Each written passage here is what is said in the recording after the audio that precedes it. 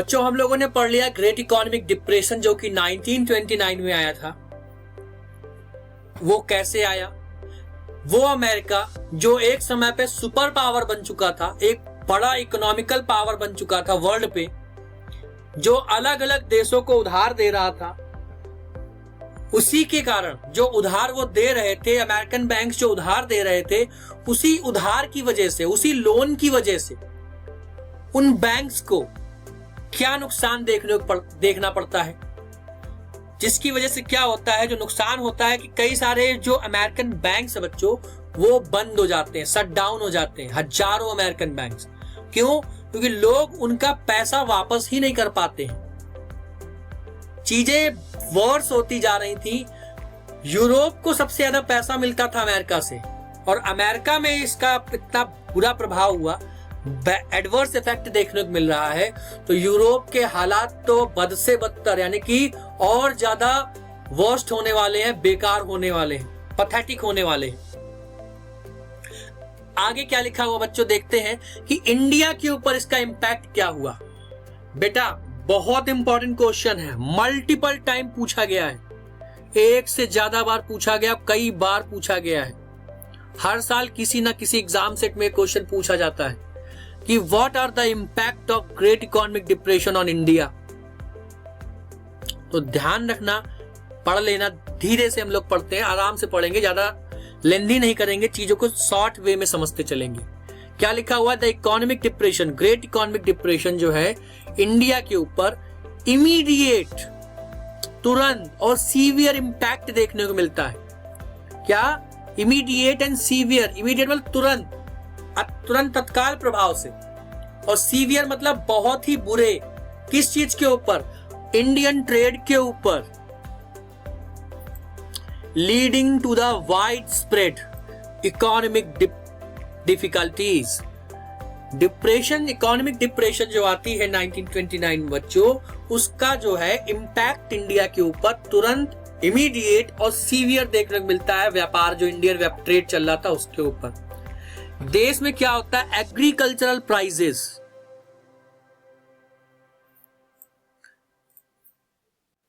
देश में एग्रीकल्चर जो प्राइसेस रहते हैं, क्या लिखा हुआ है? एग्रीकल्चर जो गुड्स है बेटा, उसके जो प्राइस रहते हैं प्लमेटेड, मतलब कि फॉल कर जाते हैं, गिर जाते हैं बहुत ज्यादा, बेकार, बिल्कुल ऑलमोस्ट काफी ज्यादा कम हो जाता है एग्रीकल्चर प्रोडक्ट का, एग्रीकल्चर प्रोड्यूस का price, causing significant financial hardship for the farmers and the rural communities।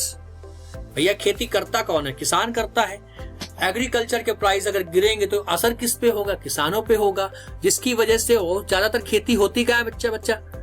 गांव में होती है, रूरल एरियाज जो है आपके देश के उसमें होती है।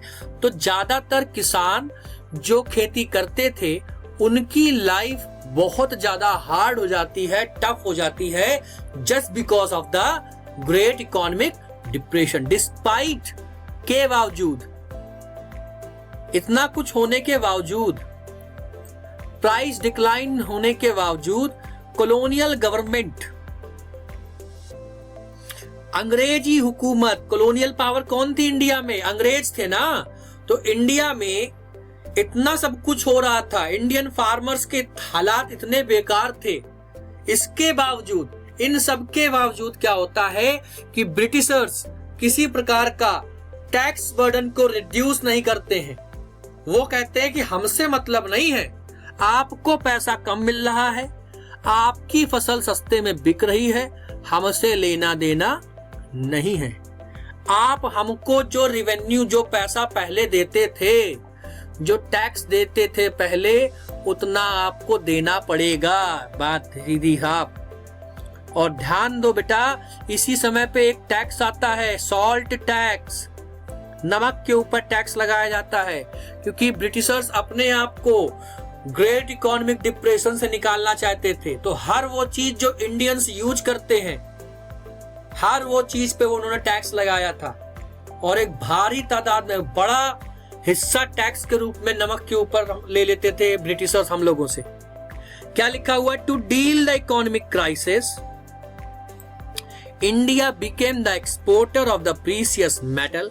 इंडिया ने बेचना चालू किया किन चीजों को, जो आप उनके पास प्रीशियस मेटल है, गोल्ड, सिल्वर, इन सब चीजों को इस समय पर, ताकि इन जो इकोनॉमिक क्राइसिस है, जो आर्थिक तंगी चल रही है, उससे निपटा जा सके। ये कोई बहुत अच्छे साइन नहीं थे, बिल्कुल खराब साइन थे गवर्नमेंट इंडिया के लिए। क्या लिखा हुआ? The already struggling rural population became increasingly restless as economic pressure worsened. इसी वजह से क्या हुआ कि जो रूरल पॉपुलेशन है, जो प्राइस कम मिलने की वजह से बहुत ज्यादा हार्ड कंडीशन, हार्ड सिचुएशंस को फेस कर रही है, और इन्हीं सब चीजों की वजह से क्या होता है, और ज्यादा इकोनॉमिक प्रेशर्स को फील करते हैं, महसूस करते हैं, और इकोनॉमिकली और ज्यादा वीक हो जाते हैं। ये चीज हम लोगों को यहां तक समझनी। उम्मीद करता हूं चीजें समझ में आई होंगी। आगे देखते हैं बेटा। कुछ नहीं, छोटा सा टॉपिक है, ज्यादा कुछ नहीं। ध्यान रखना, क्या ध्यान रखना है? सेकेंड वर्ल्ड वॉर चालू होता है। जिस प्रकार से फर्स्ट वर्ल्ड वॉर में 2 ग्रुप बने थे, कौन कौन से 2 ग्रुप थे बेटा?